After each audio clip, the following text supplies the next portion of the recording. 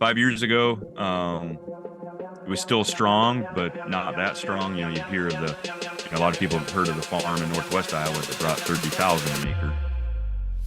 Welcome back to the Mac Podcast, where we talk about anything with business, entrepreneurship, and also investing.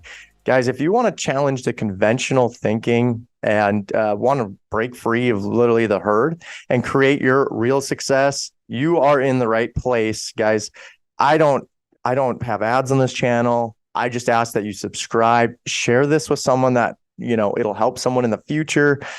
Please, anyone you can share this with, that is how we promote the channel, through you. So, guys, I have an awesome guest on today. He is a farm boy turned into a farm succession expert. Guys, he's looking for turning farmers into expert wealth outside of farming, which I think is an important topic as we live in North Dakota. He's in Iowa. Guys, welcome to the podcast, Mike Downey. Thank you very much, Mark. Thanks for having me on. Yeah, man. Hey, I appreciate it. And farming is always like a hot topic because like literally 70% of the Dakotas is farmers. and for good reason. We have a lot of flat land and good soils. So I'm interested in this podcast as well, and probably got some questions for you. But why don't you give your story, your background, kind of how you got into this? Because I think I find that pretty interesting as well. So. Yeah, actually, I was born and raised on a farm in West Central Illinois. Went down to University of Illinois, Champaign-Urbana for my ag degree. I still remember back in the late 90s, up to 2000 when I was, coming up to graduate, the price of corn was about $1.80 a bushel. So if you have for your farmer followings there, they can probably appreciate that. And my opportunity at the time for that reason wasn't real strong to return to my family farm. So my first job brought me to Eastern Iowa, north of Iowa City, where I'm still at today. And my first profession, if you will, was working in the farm management, farm real estate brokerage business for a number of years. But then I first met one of the owners of Next Gen, which I'm part of today, that probably 11 or 12 years ago, when my parents were interested in meeting with somebody on their estate planning, farm transition, how to pass this down. And that's when I took an interest in that area. And then I guess, long story short, that's what I focus on today, specialize working with family farms to help understand all those options, avoid the pitfalls, and help them put together a good plan for themselves. And then as we were talking there beforehand, my wife and I have also kind of launched a newer entity that I wasn't exactly never thought I would, but I found that there's a real interest out there in the ag community for not only farmers, but just a lot of ag professionals out there about diversifying off the farm or trying to find other supplemental income sources to support the farm. And so we've created a farm-raised community for those that want to, invest and learn together about those type of opportunities of other investments. Cool. No, that's awesome. So how, just as a question, I'm trying to think, how do you go out and do outreach to farmers? I mean, do you go out and meet them on the farm, or are you finding them with your social media presence, or are you finding them cold outreach? I just curious how you're getting curiosity with your plan. Yeah, you bet. Well, there's, basically 4 or 5 of us that do this, day to day. We each work with maybe 50 farm operations in a given year. Okay. A lot of it's referral based from their, them or their advisors, their lenders, accountants, and so forth. Okay. And, but, we've also are asked to speak at different ag meetings and groups. So we get some exposure, and we also do some writing out there in some ag publications. So I think a lot of it's organically and through referrals. And I'm reluctantly trying to get more involved on social media, and we're revamping our website to try to get, more of a online presence, if you will, as we speak. Yeah, well, no, that's awesome. And why I asked that is because most of them don't spend time on social media, right? Like it's probably a challenge for you, and that makes. You're talking to accountants, you're talking to the bankers, you're talking to different tax, I think farmers, and in particular, literally in recessions that farm prices stay high, they do pretty well, right? And not all of them, but I think these farms just seem to get bigger and bigger. And they have an income problem, which creates a tax problem, right? And so do you help solve and mitigate some of that? Yeah, agriculture is a cyclical business. Farming Okay. is, with ups and downs, and it seems like we have more worldwide factors that can affect us here in the Corn Belt. Things going on over in Ukraine and Yeah. China, and just weather. Mother Nature. Everything that can affect us, and just all the technology occurring out there is just crazy. But we're we I find myself talking a lot about the threats and concerns about family farms, but big picture, we're very optimistic about the opportunities when you look at the farmland here in the Dakotas and Iowa and just the Midwest here, Corn Yeah. Belt, some of the most productive farmland in the world that they're not making any more of. But we want to try to preserve the integrity of the family farm and helping Okay. pass things down. And as land prices have drastically increased and inflated, the cost of machinery, all of that are, it's just things we have to have a conversation about. It's different economics that we're working with, and then estate taxes, transfer costs, Mm. other income sources to support bringing in a son or daughter. All of these factors play into it. Yeah. I well, I always, I think about the farmers. So are you helping farmers like with their operations or anything like of how to because you're in the succession of after, right? The legacy portion of it, making sure they're set up right. Are you working with active farmers or just ones that are looking to retire, which is the boomers and a big generation right now? Yeah, we have three primary programs: the estate and legacy planning, the transition part. We Okay. also have what's called Century Match program, where we're matching up maybe farmers that don't have a successor. There's a high percentage of farmers that have children, but they don't actively farm, and they would be interested in maybe, Mm. instead of just having a farm sale, maybe transition their farm to a non-related successor. That could be the future of farm transition, actually, is more transition between non-related families. So we have a matching program to help facilitate that.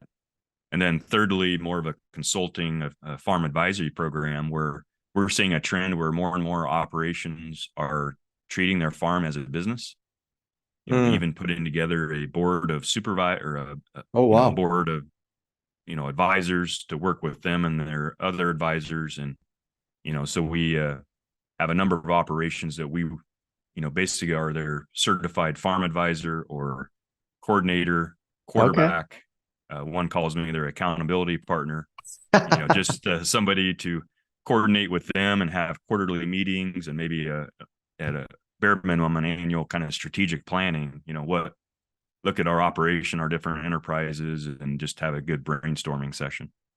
Wow, that's really cool. So what are some of the challenges? Obviously there's a few of you in this in the farm raised.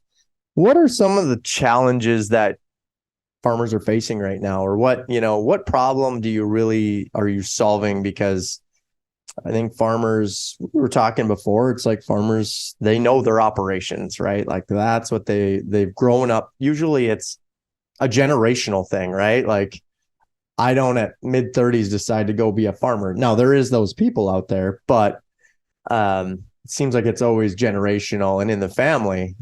What's some of their biggest challenges you think in the cyclical markets? Certainly minimizing the what equity they could lose from their transfer, from estate tax, transfer costs, administration fees. Certainly that's on our list. um but quite frankly, I would say probably more from a transitional standpoint, it's just the price, what the price of farmland has done. Yeah. And when we're trying to pass this down, think about every family farm that's been divided or split up at every generation, or every family farm that's been paid for at every generation, Yeah.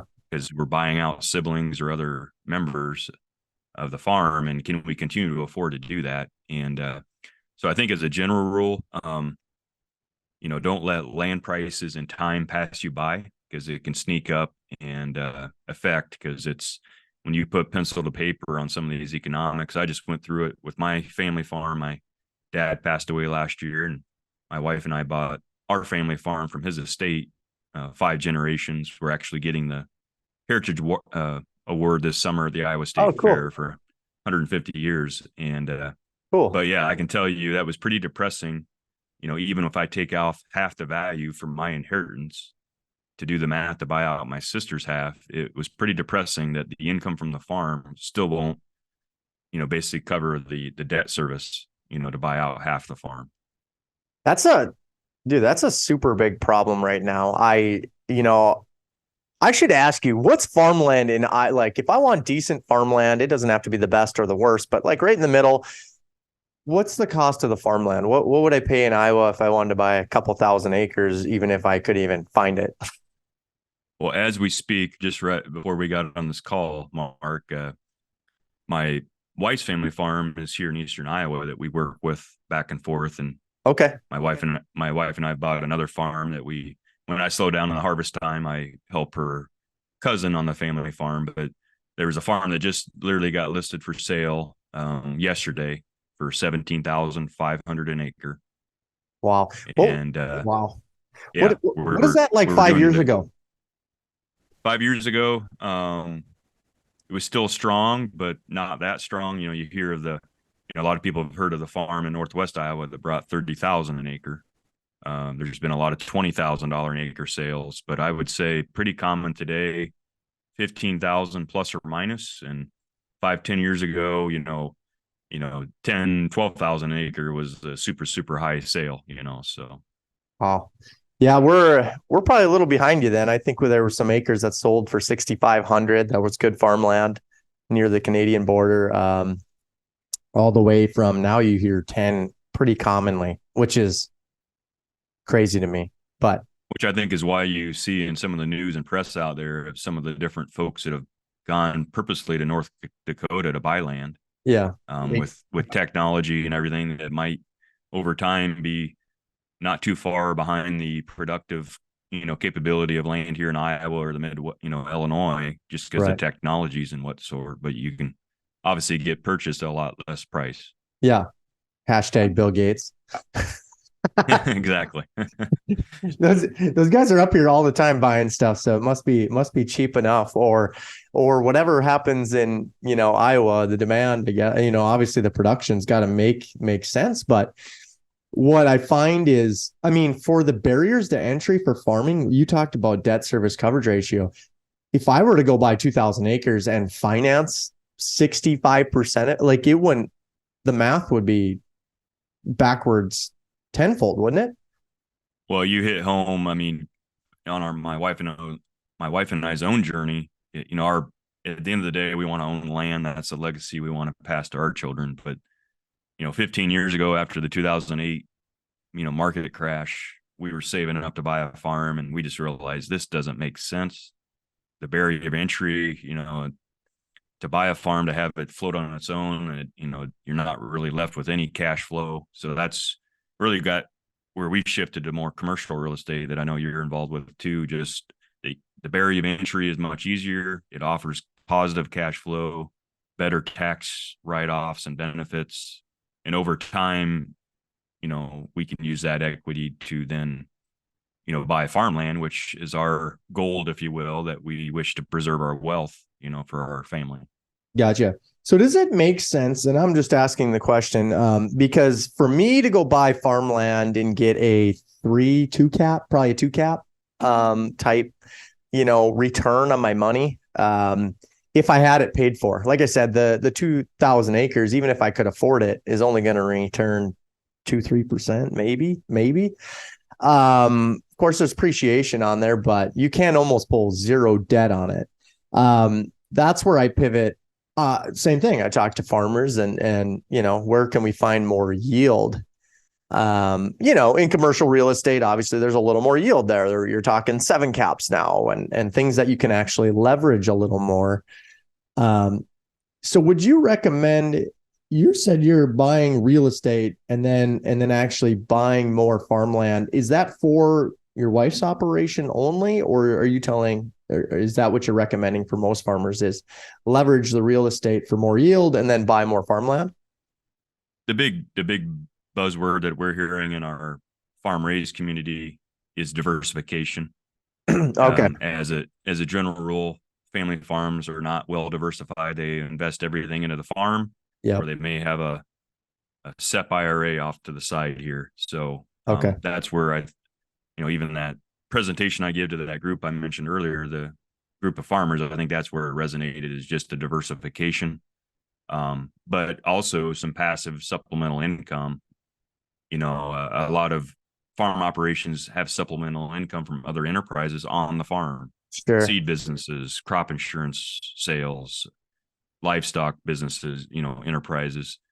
All of those require time, where if you could pull a little equity off your operation here or there and invest in more commercial, passive investments that create passive income and some tax benefits, that, I mean, over time, as we see farms transition, I think will be an important part of that play. So that's been our story. Okay. And but yeah, I mean, over time, we'd love to buy more farmland, and we'll probably do that here where we live. Just for our kids, they'll have more of a sentimental value, but certainly, my family farm, the Downey family farms over in Dallas County, Iowa, and certainly, if any of that land that used to be in our family were ever to come available, that I'd love that opportunity to buy it back. So Yeah. Well, I live in a space where I work with farmers as well. I do farmland, and obviously when you just buy farmland, like you said, diversification is the buzzword. But when you have farmland, when it converts to asphalt or concrete, or you start implementing development into the land and kind of raising the value, say it's near a town, right? Not just super rural. But once you're developed, that's when the returns can get exponential for most farmers too. You know what I mean? Like that's some of the most successful farm operations I know have converted some into development. Of course, those are the ones I worked with. I'm in construction and development investment. And so, I, because like if you just sat on farmland and it goes from, 15,000 an acre to 20,000 an acre, they still don't leverage it. It doesn't seem like most of these farm operations don't leverage the land a whole lot, or don't try to. It's just like it's like the ultimate capital preservation place, right? Like I'd probably call it that. But I think it's important to have, like your program, raise awareness to, you need some kind of development, you need some kind of alternative investment to really generate some. I just think you can generate a lot of. Obviously, every farm has turned into some kind of development land. it was farmland that got converted into development, and it can go worth from 20,000 an acre to 200,000 an acre, pretty easily if you start developing it. So, I've talked to some other people about that, and most of the farms that convert from just farming to moving into development, sometimes they see an exponential uprise, but some farmers don't want to do that. They're stubborn in their ways of, and they get in their own way that no, the land has to be the way it is. So there's an opportunity there for sure. I've seen many farmers become legacy, like their legacy wealth will go on forever with their kids, and their kids end up doing the real estate. It seems like now most kids don't want to stay in farming. It's kind of bizarre. Do you see the same things? Do you see, like I was talking, the generations? It doesn't seem like, hey, I don't want to do farming. I'd rather just sell the farm. So you see some of those turnover on farmsteads. Do you see that happening more? well, as a general rule, the challenge that we see is our tax laws, quite frankly. As a general rule, the legal community would promote a owner of farmland to just continue to own it, pass it through your estate, because there's a word called step up in basis. Mm-hmm. All your land will get a step up in basis. Mm. But if we've got to be really careful about that, because when you think about it, the same tax laws that disincentivize one generation from selling is we'll pay a bunch of capital gain tax. Oh, As the exact opposite for the kids who inherits a farm with a new step up in basis, and now they can sell it tax free. It's better than winning the lottery. Is the punchline we make it. When we talk in front of a group, it literally is that you can sell it tax free. You don't have to take it over a period of years. So be really careful in a family farm transition. What message that if you don't communicate that clearly, why we're doing that?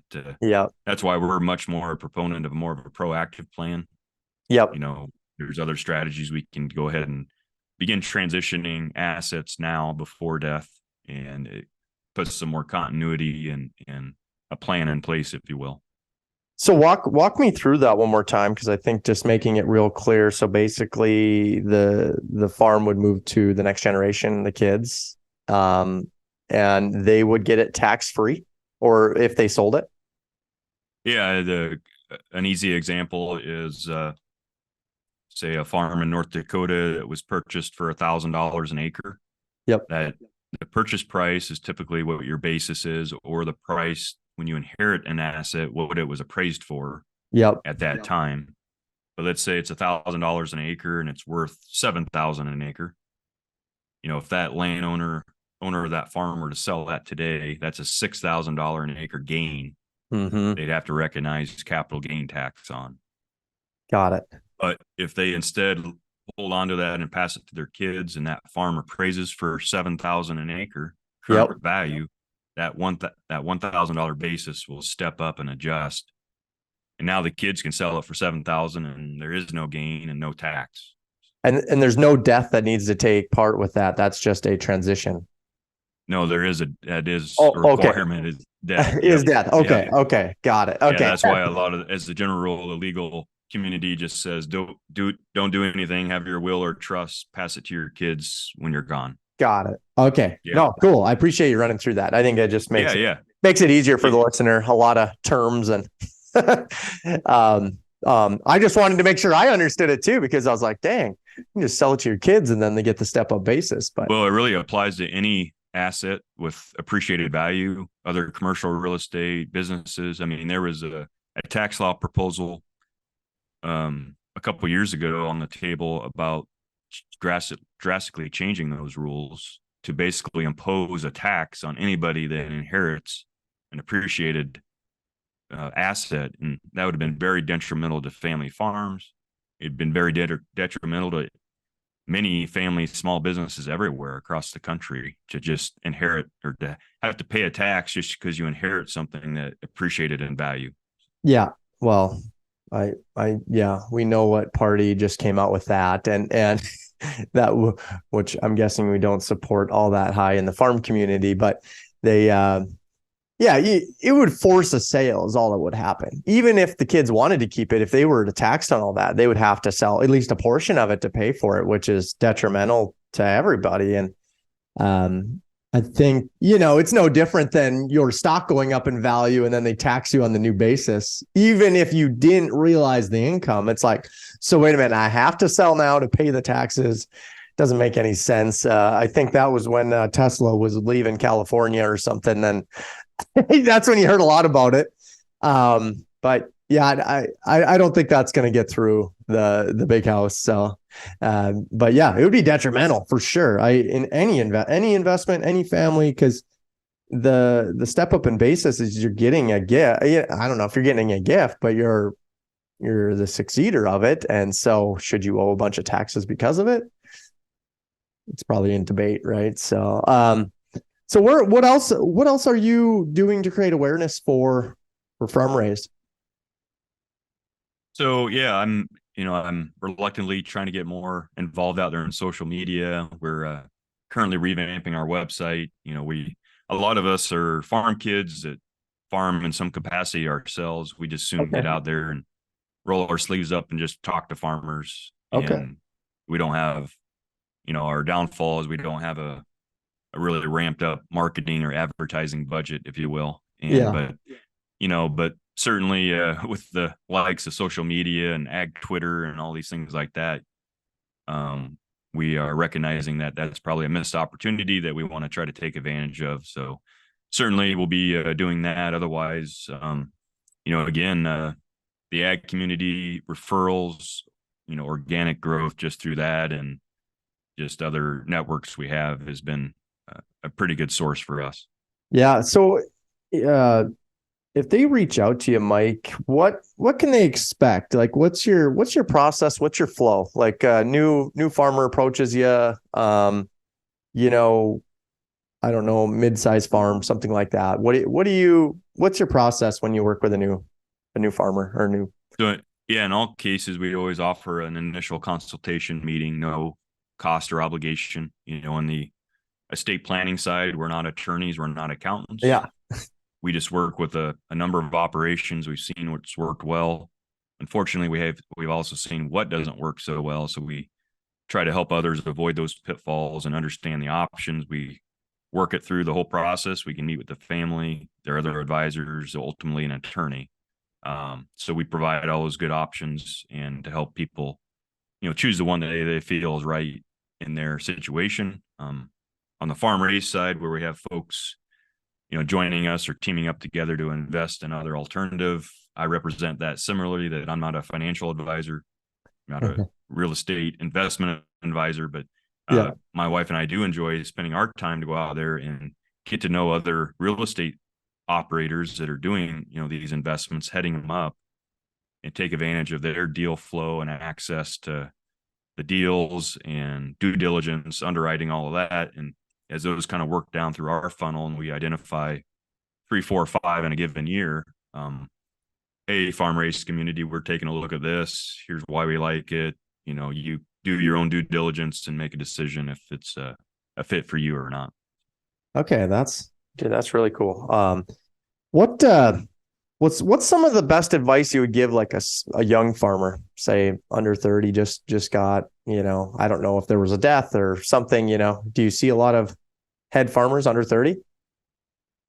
So yeah, certainly there's a sentiment out there that, there's less and less coming back to the farm. But on the flip side of that, I talk to, you know, young farmers, even professionals out there in the ag industry that would love an opportunity. That's where our matching program, we're having a lot of those conversations. But, certainly the capital required to get into farming, the cost of equipment, the cost of land makes it almost impossible. So Oh, I think it's really,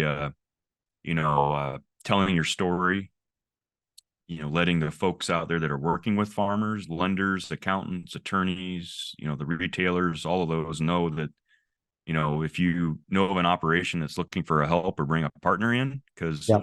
I mentioned it earlier, but I think we're going to see more and more transition of bringing non-related partners into the business.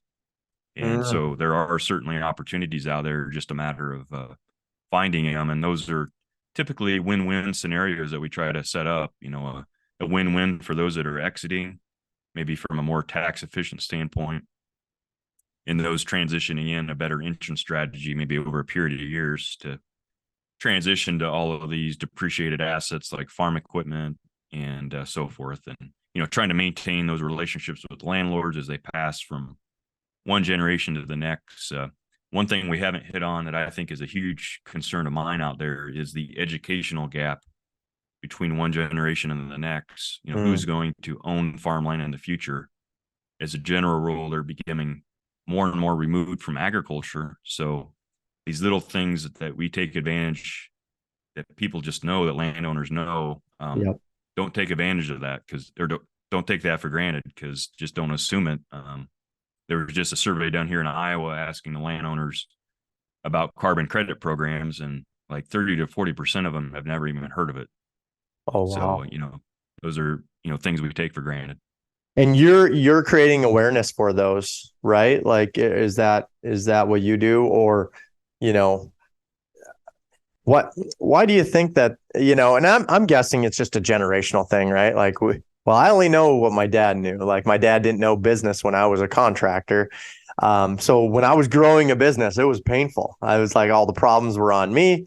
And I didn't really know how to run a business. I just didn't. But what I started figuring out was, you need people, and you need to educate yourself. Like, I started getting curious, like, how do you make yourself more efficient? And I don't know if farming, you can be very relaxed in it and do just the normal things.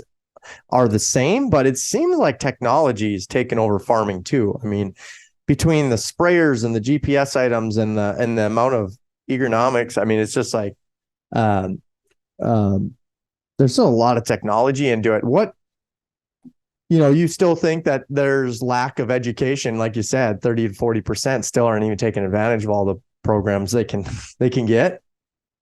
So yeah, I mean, speaking of technology, by the way, I was just blown. So I'm doing a monthly meetup, Farm Talk Friday, first Friday Okay. of every month, and our Yep. topic in July was about artificial intelligence, and we had somebody demonstrate that in Chat GPT to us, and I was just blown away to it. But there's certainly some opportunities there for the farm community, but also a lot of threats, quite frankly. But um, going back to your question, in some cases, we're communicating with 5 different generations Yeah. in a family farm transition. Every generation communicates in a different way. So Yeah. that's certainly a challenge that we need to recognize. But yeah, as a general rule, for whatever reason, you know, family farms that maybe fail to communicate to the next generation, fail to transition some leadership and management Mm, while they're still here to do so. Those are the ones that are probably going to have a increased chance of not having a successful transition hmm. versus those that are more open, have family meetings, show the kids how to manage the farm, and transfer that leadership and that management while you're here to do so. Yeah. Yeah. That's always good to see. If you're not communicating on your farm, don't hold it all in. You never know. Anything can happen at any point. You want to always set up people for success. I, Well, and you think about a lot of farmers. I work with a lot of farmers still farming in their 70s, 80s. My all-time record high was 98 years old. Um, and that's a true story. But a lot of them don't have other hobbies. That's all they love to do. Farming, it's in their blood. It's what they were yeah. born to do. So sometimes it's hard to stop that. And with technologies like you mentioned, it's allowed farmers to farm longer. It's not as quite as labor intensive as it used to be. Yeah. Yeah. Well, and I think you just get, like you said, all those generations. You get the baby boomers, they'll do everything themselves. They don't need anyone else. They don't like relying on other people. I think that's just, even if you go up another generation, above them, it's uh they did everything themselves. They relied on themselves. They didn't want to rely on a bunch of help. And now as you uh these farms seem to get bigger and bigger and the small ones kind of peter out. I don't know if it's just an efficiency standpoint, but the big ones seem to keep winning and moving up. I don't know if that's in all cases. That's just the way I'm seeing it. But um, yeah, you really need to. I lacked in business, like we were talking about contracting. I just didn't know anything, right? Like I didn't know what I didn't know, and I only knew what my dad knew was work really hard. It'll pay off, and work harder, make more money, and not how to leverage other people and SOPs and you know what I mean, systems, processes, and different things of just like, here's how you do this, or no, my dad always deals with the finances and I always deal with the combine. It's like, well, at some point you need to learn, you got to learn both. And so, make sure that you're setting up, if you're a farmer listening to this or even in business, like make sure you're setting up whoever is going to succeed you. They know every aspect because at the end of the day, it just has to happen. Otherwise, you're setting someone else up for failure. They're just not going to know what they're going to know. So it's a really good point. As we're in I don't know, what is our 10,000 baby boomers retiring each day? A group of those are farmers, and either they're selling the farm or succeeding with the kids, and so set them up for success so they can win and not get a big tax burden faced upon them because that's the worst. Mike, what's one of your biggest fears? I'm gonna throw you for a curveball.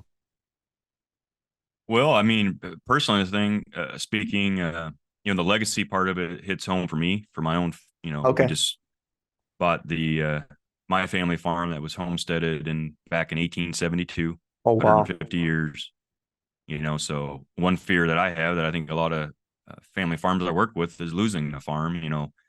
I work with a lot of folks that went through the 1980s farm crisis. Mm-hmm. I fear that some of the younger generation doesn't understand that, and that interest rates don't always stay low, and the price of corn doesn't always stay at $5 a bushel or higher. Those types of fears is what I have and keep me up at night. And but again, I think that comes back to the education piece and communication, and treating the farm more like a business, quite frankly. And I think more and more are.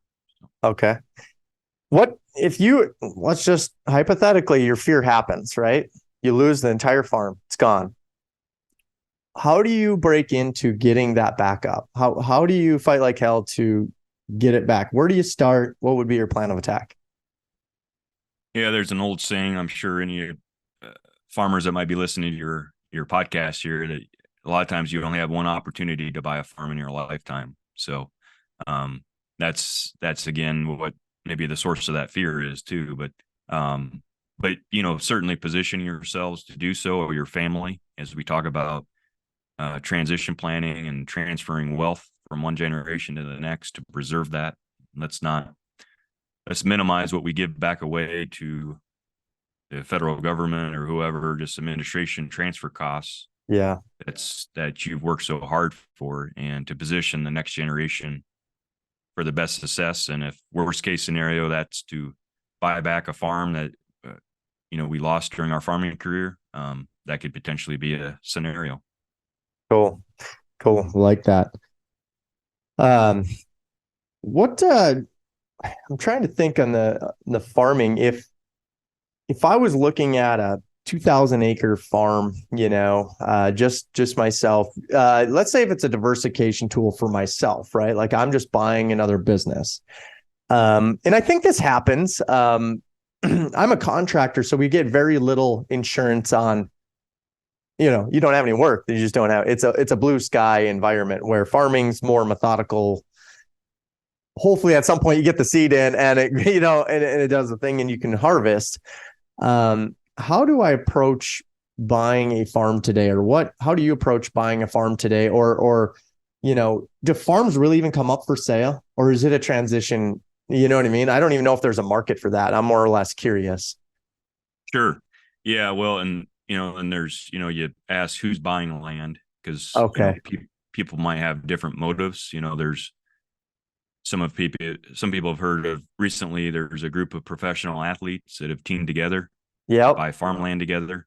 They're Yeah. basically, doing a syndication or pulling together funds to buy farmland. Their motives to buy land are probably different, for diversification, for their portfolio, whereas other land buyers or folks that are actually actively farming, that they're purchasing that to rely on their business and their livelihood. Right. And so, but yeah, as far as farmland, yeah, a lot of it is sold by just private listings, or excuse me, public listings, Okay. like you'd see for a house in town, or Okay. auctions. Auctions are fairly common. And now with our whole virtual world we live in, a lot of them are sold virtually, virtual auctions where, Yeah. Bill Gates could attend an auction from wherever he's at to buy land in North Dakota virtually. Yeah. Um, so yeah, and I think, statistically speaking, farmers still purchase about 2/3 of land offered for sale. Oh, okay. And yep, and the other third is purchased by non-farming groups, whether that's investors, institutional funds, professional athletes, Bill Gates, whoever it may Yeah. be. And Uh, and there, unfortunately, there's more and more reports of foreign ownership. I don't want to get into politics, but certainly oh, there's you think about all of the productive land here in the Corn Belt, that who would like to own that. Certainly there's some foreign interests that would love to as well. do you think, so obviously like Bill Gates, he's just owning the land for rental purposes, right? Like he's not owning the land to operate on it. I don't think. Are these athletes looking to operate on the land, or is it literally just a holding of land? Yeah, I think it's more of an investment. Well, they'll probably have somebody that's helping them manage that investment and find a renter. Okay. Bill Gates might be at a level that he has different proactive strategies in place for his estate planning with, through foundations and Okay. charitable, provisions within his estate plan that might also, be motivating him to purchase long-term assets like farmland. But yeah, for the most part, the farms are rented out, no different than a apartment complex is rented out, Yep. for the investors who's the own it. And there's typically a property management company or person in place to help with that. No, love it, man. That's so it's just, yeah, it's just rentals. I think it seems like no matter what, it seems to rent. It's just how hard. It seems like I always get told it's like how productive the year is going to be or the prices. What dictates the rent of farmland? I'm curious. Say that again. Well, like what dictates the price, the rental price of the I see. farmland? Is it just the going rate of someone else next door or commodities itself? Yeah, well, that's a whole nother podcast, Mark. But we're in a highly competitive market, whether it's purchasing land or renting farmland. The access to farmland is another, concern that a lot of operations just having that opportunity. But for that reason, it has been supporting a strong market even through some of the down cycles we've had in agriculture here recently.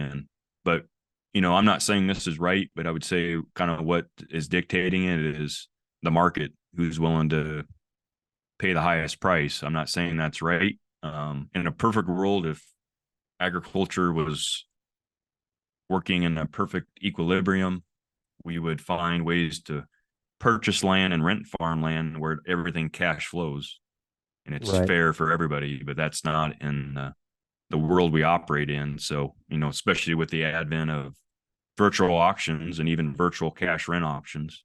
Yeah. There's a story here in Iowa of 1,000 acres that was rented out virtually, and they had, I think it was like 40 or 50 different bids from, basically Wow. 5 different states. One of the winning bids came from 85 miles away. So that, you talked about earlier, farm operation getting bigger. That's a conversation we have is, do we have to transition?